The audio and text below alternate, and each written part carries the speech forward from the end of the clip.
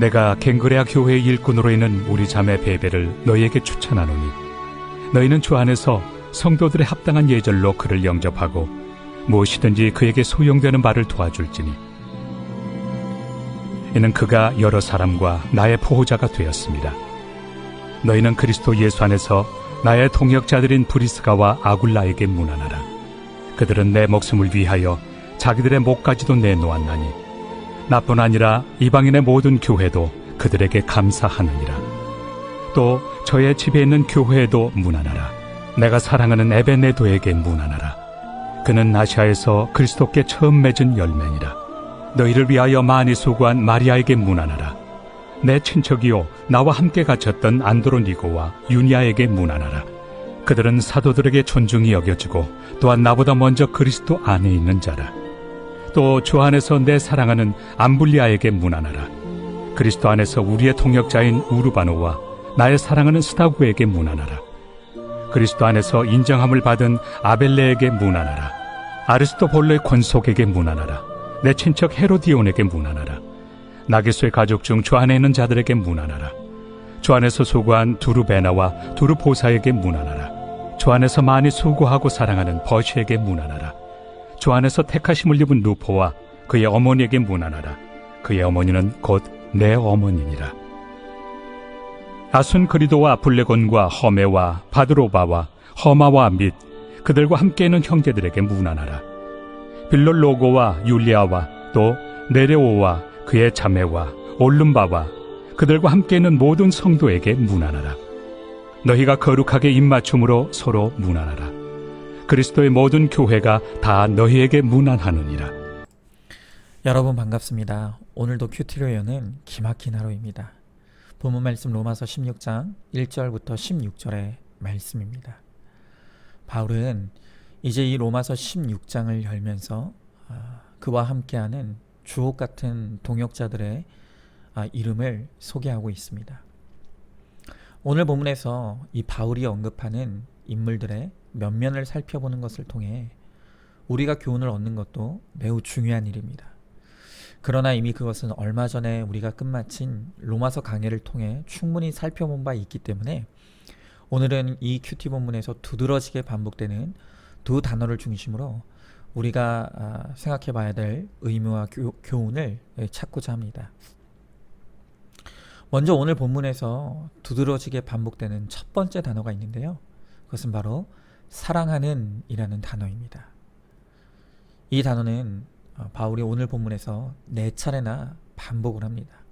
5절에 내가 사랑하는 에베네도, 또 8절에 주 안에서 내 사랑하는 암블리아, 9절 나의 사랑하는 스다구, 그리고 마지막 12절에 사랑하는 버시에게. 오늘 끊임없이 사도 바울은 사랑한다라고 하는 이 사랑의 고백을 드러내 나타내고 있습니다. 오늘 로마교회 성도들에게 바울이 간절히 전하고자 했던 것이 바로 예수 그리스도로 말미암은 그 사랑의 마음이었던 것입니다. 그리고 이 사랑이라는 단어와 더불어 오늘 본문에서 훨씬 더 많이 반복되는 또 다른 중요한 단어가 있습니다. 그것은 바로 문안하라입니다. 이 문안하라는 1절부터 16절까지 무려 13번이나 반복이 됩니다. 특별히 16절에서 바울은 이 문안의 방법에 대해서 이야기하기를 너희가 거룩하게 입맞춤으로 서로 문안하라 라고 권면하고 있습니다. 저는 이 바울의 반복되는 두 단어 사랑하라와 문안하라는 단어를 합쳐서 저는 이렇게 표현하고 싶습니다. 사랑의 거룩한 입맞춤의 문안. 좀 길지만 이렇게 한번 부르고 싶습니다. 이제 그리스도 예수 안에서 한 공동체를 이루고 영적인 가족이 된 우리는 서로를 향해 부지런히 사랑의 거룩한 입맞춤으로 문안해야 한다는 것입니다. 여러분, 그렇다면 이 사랑의 거룩한 입맞춤으로 문안하는 것이 우리에게 주는 의미가 무엇이겠습니까? 먼저 그 전에 간단하게 이 입맞춤으로 문안하는 것이 그 당시에 어떤 의미가 있는지 배경을 설명하자면 바울 당시 유대 사회에서 유대 사회에서는 이 친구와 손님에게 입을 맞추는 것이 인사의 관행으로 널리 퍼져 있었습니다.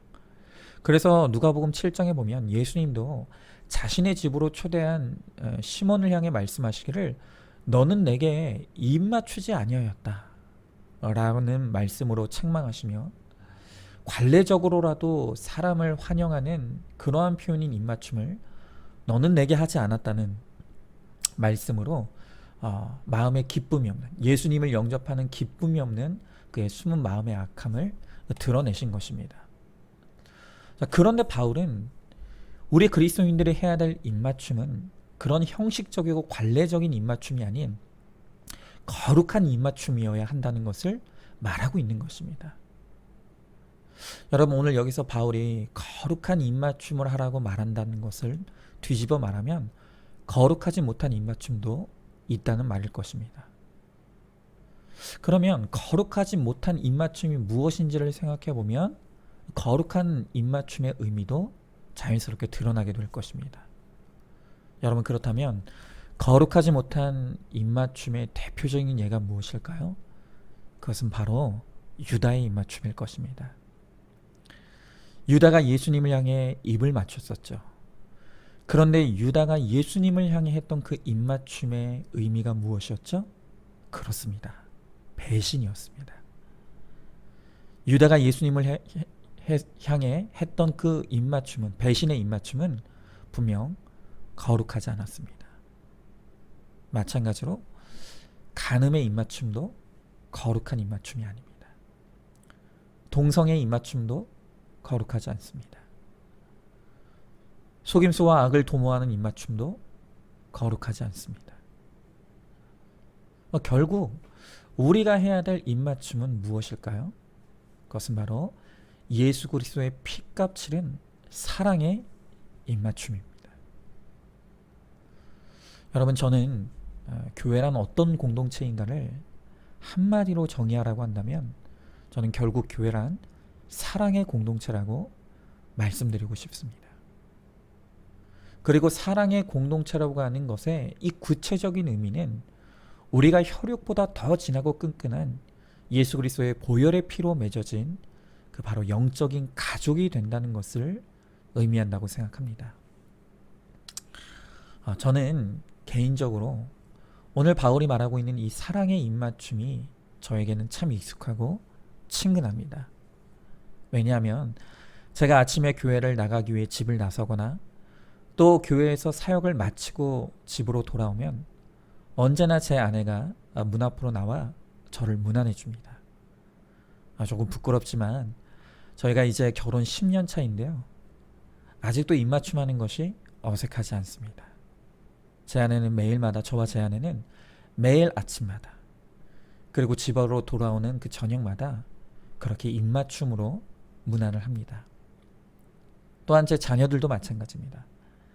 제가 집을 나설 때, 또 집으로 돌아올 때 제 자녀들은 저를 열렬히 환영해주고 또 입맞춤으로 문안해줍니다. 그런데 그것이 형식이나 관례가 아닌 그 안에 사랑이 있기에 그것이 집을 나서는 저의 마음에 힘을 줍니다. 또한 집으로 돌아온 저에게 위로와 안식을 줍니다. 여러분, 왜 제 가족들이 저를 그렇게 과분할 정도로 문안해주고 환영해줄까요? 제가 그들에게 돈을 얼마나 벌어다 주는가? 그것이 중요하지 않습니다. 제가 그들에게 무엇을 제공하고 있는가 하는 것도 중요하지 않습니다. 제 가족들이, 제 아내와 제 자녀들이 저에게 그렇게 하는 것은 그냥 제가 그들의 가족이기 때문입니다. 제가 남편이고 아빠라는 이유로 제 가족들은 입맞춤으로 서로 문안하며 사랑으로 저를 응원해주고 지지합니다. 결국 거룩한 입맞춤으로 문안하라는 이 말의 뜻은 외적인 표현의 형태의 의미가 있는 것이 아니라 그 속에 담긴 뜨거운 사랑의 표현인 것입니다. 여러분, 교회란 내가 할 수 있는 가장 최고의 사랑으로 서로를 향해 열렬히 응원하고 지지하고 격려하며 편이 되어주는 것입니다. 왜 그렇게 해야 합니까? 그냥 그렇게 해야 합니다. 무슨 이유나 조건이 필요한 것이 아닙니다. 단지 그 이유를 하나만 설명을 하고 한다면 그것은 우리가 주 안에서 가족이 되었기 때문이고, 가족은 원래 그런 공동체입니다. 만약 가장이 실직하여 돈을 벌지 못하게 됐다면, 그래서 돈을 벌지 못하는 가장이라고 해서 무시하고 따돌리는 가족이라고 한다면, 여러분, 그 가정은 병든 가정입니다. 무너진 가정입니다.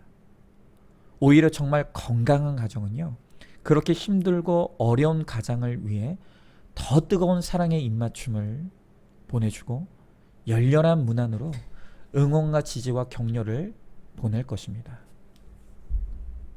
교회도 마찬가지입니다. 이제 구속사의 복음 안에서 새롭게 된 우리 안산중앙교회는 아둘람 동굴과 같이 환난나고 비치고 원통한 자들의 교회를 부르짖습니다. 그리고 그렇게 아둘람 공동체, 환난당하고 비치고 원통한 자들의 교회가 된다는 것은 세상에서 실패하는 사람들이 찾아와 공동체가 보내주는 말씀의 위로와 격려와 지지, 그리고 권면을 통해 고난을 해석받고 삶의 소망을 발견하여 다시 일어날 힘을 얻는 것을 의미합니다. 그리고 바로 그것이 가장 건강한 교회입니다. 오늘 이 말씀을 듣는 우리 성도님들 가운데는 내 가정에는 그런 사랑의 입맞춤이나 문안이 없는 너무나 황폐하고 몸이 건조한 그러한 가정의 공동체가 우리 가정인 그런 분들이 있습니다. 또 내 부모와 형제도 그런 공동체가 아닐 수 있습니다.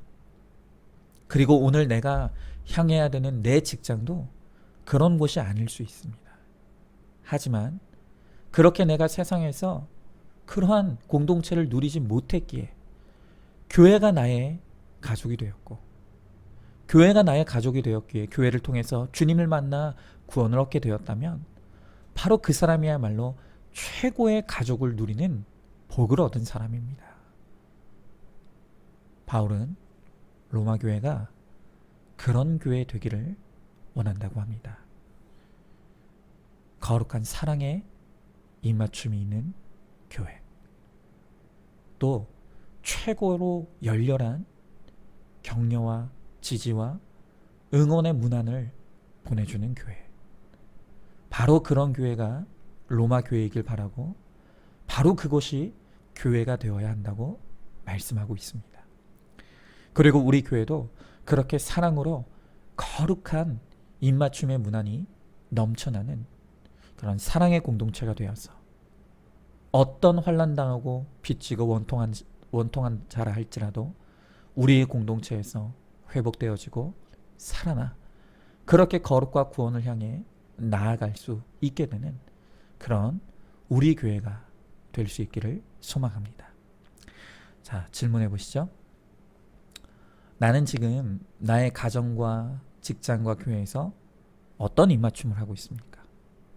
혹시 배신의 입맞춤을 하고 있지 않습니까? 간음의 입맞춤, 속임수의 입맞춤을 하고 있지 않습니까? 오늘 내 가족들에게 사랑의 입맞춤으로 격려와 지지와 응원을 보내보시면 어떻겠습니까? 또한 오늘 내 목원들에게 사랑의 문안 전화, 또 격려의 신방을 해보시기 바랍니다. 오늘도 큐티로 기막힌 하루를 살아내는 하늘가족 공동체 우리 모든 성도님 되시기를 주님의 이름으로 축복합니다.